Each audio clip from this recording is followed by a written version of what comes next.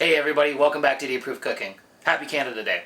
Now normally I do videos on Wednesdays and on the weekends, but with it being Canada Day today, I wanted to make something uniquely Canadian. So it was down to either Hawaiian pizza or poutine. Believe it or not, Hawaiian pizza was invented in Canada. But I didn't want to make that. I didn't feel like putting pineapple on a pizza today. I'll show you how to make poutine today. So without any further ado, let's get into it. I'll show you how to make this. It's really easy and, I mean, hey, it's delicious. It's cheese and gravy on fries. Like, it's amazing. Now, keep in mind, you have to use cheese curds. Don't shred cheese and put it on there. Go out, find cheese curds, use them.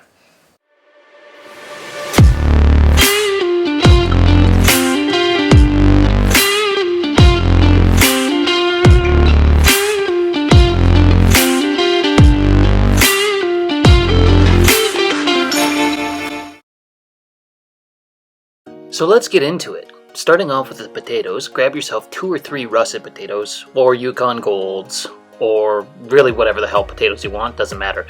Now, give them a good scrub down if you're going to leave the skin on, or peel them if you don't want to leave the skin on. I personally like having my french fries with the potato skin still on. What you'll need to do is cut these into french fries.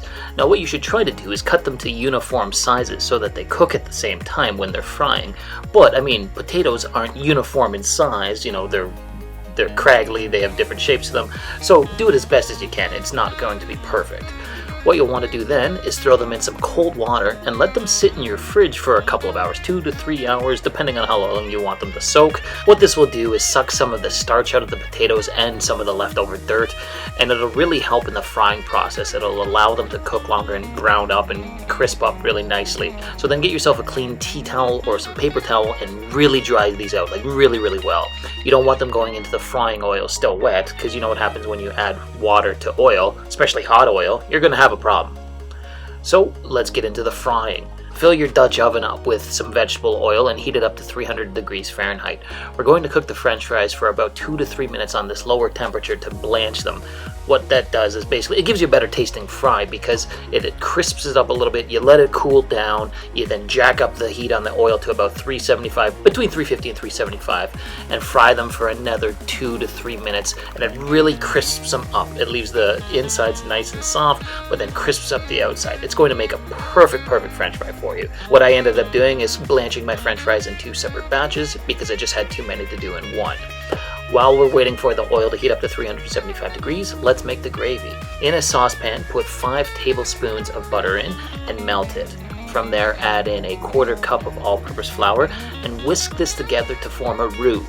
What you'll want to do is cook this for about a minute and a half to cook off the raw flour flavor, and then add in 2 cups of beef stock. Mix that around, and then an additional 2 cups of chicken stock and mix that in as well. Put a few pinches of kosher salt in, as well as freshly ground black pepper, and mix that in and allow this to simmer for about 10 to 15 minutes to thicken up.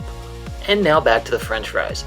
Now that my oil's heated up to 375 degrees Fahrenheit, I'm going to pour them back in 2 batches and fry for an additional 3 to 5 minutes until they turn a nice shade of golden brown. Now, if you want a cheater's way to thicken up your gravy a bit quicker, throw in 2 to 3 tablespoons of cornstarch and mix that in. I didn't have the time to allow it to simmer for 15 to 20 minutes, so I just threw in 2 tablespoons and it thickened up really quickly. Now, as you can see, my fries have turned a nice shade of golden brown after frying, so I'm throwing on a baking sheet, and as soon as they're out of the oil, you hit them with the kosher salt so that it adheres to the french fry.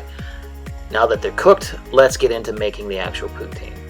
Get yourself a nice big plate and get your cheese curds. Look at them. They are gorgeous. So what you'll do is lay down a first layer of a few french fries like I'm doing here, and then you'll want to put on your first layer of cheese curds. Put, about half of what you're using, a 1/4 to a half, then throw the rest of the fries on top like I'm doing here, and then put a final layer of cheese curds on top. Then go grab your gravy. There it is there, and oh my god, look at how good that looks. So anyways, start putting a liberal pouring of that all over. You really want to coat all the fries and the cheese curds because you want them to melt, right? And you also want good coverage over these fries. So let's go in for a taste test. I'm looking forward to trying these out. And holy, is that good. Wow, the fries are perfect. They're nice and soft on the inside, but crispy on the outside. The gravy is just jam-packed with flavor. And you saw how I made it. It was not hard to make at all, but holy crap is it good. And the cheese curds just perfect. Like, they're starting to melt. and they just go perfectly with the fries and the gravy. Poutine is like one of those perfect dishes, just absolutely perfect. But anyways, that's the end of the episode, like always. I hope you like what you saw here today. If you did, drop me a comment, like the video, or subscribe. Happy Canada Day, everybody. We'll see you again soon on Idiot Proof Cooking.